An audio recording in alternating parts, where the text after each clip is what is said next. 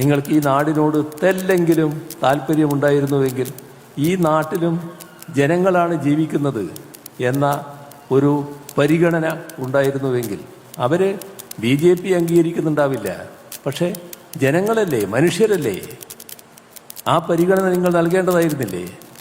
ഒരു നാടിനെ തകർന്നടിഞ്ഞു പോകട്ടെ എന്ന നിലയിൽ വിടാൻ പാടുണ്ടായിരുന്നോ? അതല്ലേ നിങ്ങൾ ചെയ്തത്? ഞങ്ങൾ നിങ്ങളോട് സഹായം ചോദിച്ചു.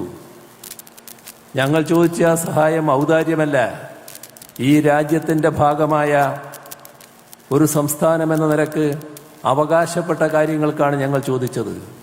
അതാണ് മനസ്സിലാക്കേണ്ടത്. പക്ഷേ നിങ്ങളതിൽ തീർത്തും നിഷേധാത്മക നിലപാടാണ് സ്വീകരിച്ചത്.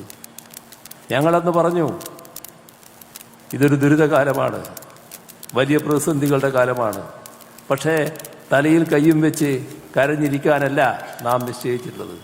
നമുക്കിത് അതിജീവിച്ചേ പറ്റൂ, അതിജീവിക്കണം.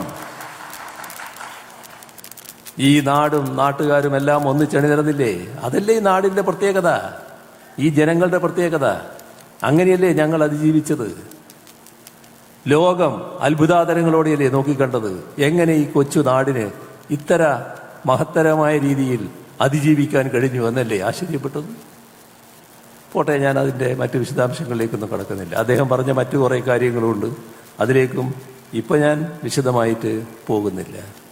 അപ്പോൾ ഇത്തരത്തിലുള്ള ചില രീതികൾ കൊണ്ട് പണ്ട് അദ്ദേഹം പറയുന്ന ഈ രാമായണത്തിലെ മാരീചനില്ലേ, ആ മാരീച വേഷത്തിൽ വന്ന് കേരളത്തെ വല്ലാതെ അങ്ങ് മോഹിപ്പിച്ച് കളയാം എന്ന് തെറ്റിദ്ധരിക്കരുത്.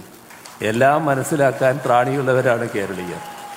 അത് കൂടുതൽ നിങ്ങളെ ഒറ്റപ്പെടുത്തുക മാത്രമേ ചെയ്യൂ. നിങ്ങളുടെ ഉദ്ദേശം എന്താണെന്ന് നല്ലതുപോലെ ജനങ്ങൾക്ക് തിരിച്ചറിയാൻ സാധിക്കും.